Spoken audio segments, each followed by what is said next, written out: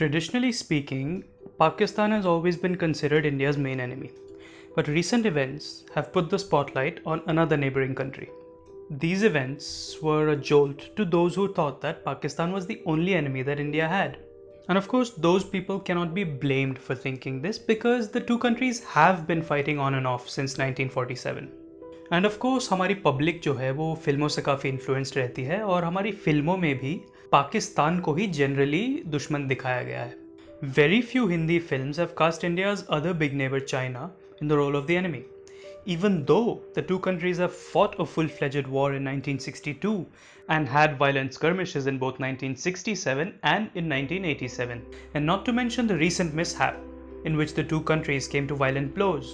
Now, I could be wrong here, but I think that the reason why Hindi filmmakers have been reluctant to use these clashes with China as a backdrop for their films is because India lost the first 1962 war with China. And let's face it, losing a war does not really make for very rousing entertainment that aspires to inspire patriotic feelings. But a few filmmakers have dared to go when no one else would.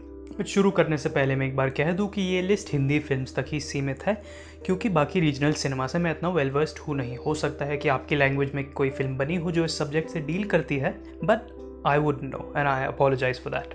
We'll start this discussion by talking about an all time classic, Chetan Anand's हकीकत.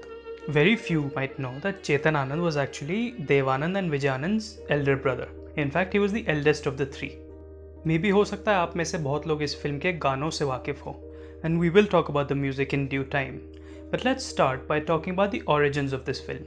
Chetan Anand ने ये film लिखी थी और direct करी थी, and in the writing of the film, he did a lot of research, and it shows in the way he portrays the day-to-day lives of these soldiers. Nowadays, scenes like soldiers waiting for letters from home or talking about food or just trying to kill time before the action happens have become quite commonplace. But 1964 में हमारी audiences ने ये scenes देखे नहीं थे, and हकीकत was the first film to show them such scenes. Talking of showing audiences something new, Hakikat was the first Hindi film to be shot on location in Ladakh. Approximately 60-70% of the film was shot in Ladakh and surrounding areas including Srinagar, and the rest was shot inside of studios.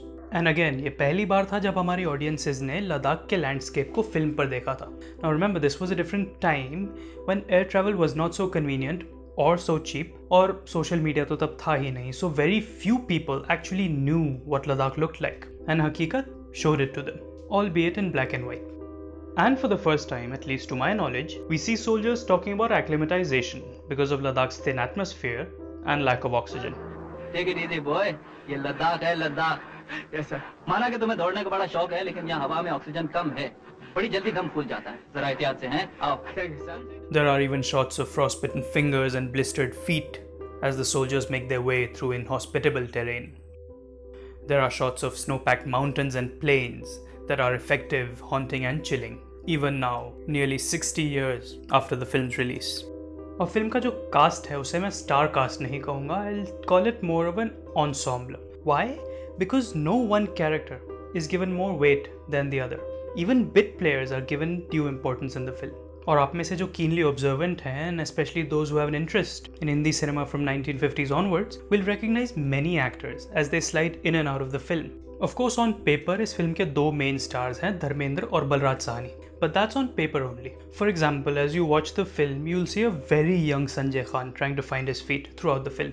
हमारे younger viewers को शायद नहीं पता होगा, Sanjay Khan is Zayed Khan's father, the same Zayed Khan who made his debut in मैं हूं ना. And although he doesn't have a big role in this film, he's still recognizable, and the handsomeness for which he became known later on in his career is evident here also. Film में चेतन आनंद और देव आनंद के छोटे भाई विजय आनंद भी हैं. Now Vijay Anand is mainly known as a director, having directed films like Guide, तेरे मेरे सपने, Jewel Thief, Johnny मेरा नाम, काला बाजार and so on. And in my opinion, he was one of the greatest directors that this country ever produced. But here, he shows his acting prowess as well, and he did, in all fairness, act a little bit throughout his career, just not as prodigiously as his elder brother. Anyway, getting back on topic, आपको film में जयंत दिखेंगे जो कि अमजद खान के father थे. आपको film में McMahon दिखेंगे, मैकमोहन जिन्होंने फिल्म शोले में सांबा का रोल किया था. आपको फिल्म में सुधीर दिखेंगे, एक अर्ली रोल में सुधीर जो कि 70s and 80s में स्वाव गैंगस्टर्स का रोल प्ले किया करते थे. हम किसी को दुश्मन नहीं समझते, ये किसी को दोस्त नहीं समझते. हम संसार की महफिलों में इनकी सिफारिशें करते फिरते थे, और ये चुपके चुपके हमारी धरती पर फौजी चौकियां बना रहे थे। Apart from amazing location photography and a densely populated ensemble of recognizable faces, इस फिल्म का एक और strong point था इस फिल्म का म्यूजिक, जो कि मदन मोहन ने दिया था और लिरिक्स लिखे थे कैफी आजमी ने।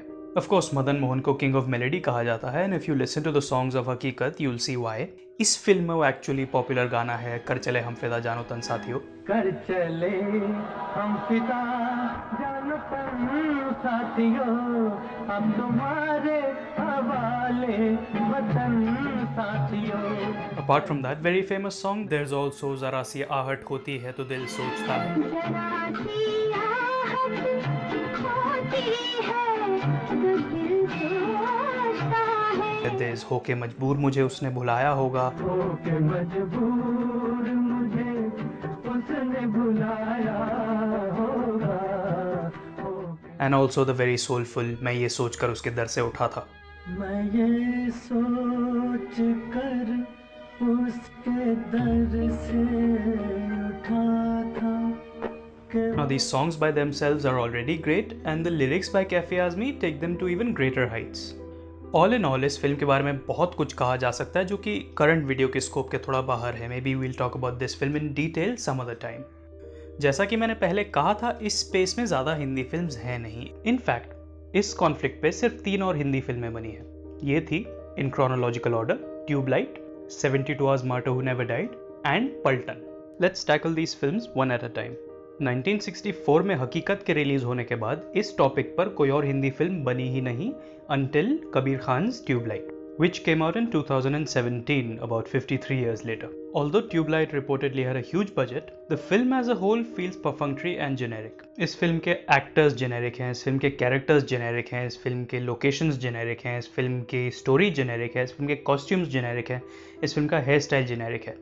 किसी भी चीज़ में अटेंशन टू डिटेल नहीं दिखाई गई है।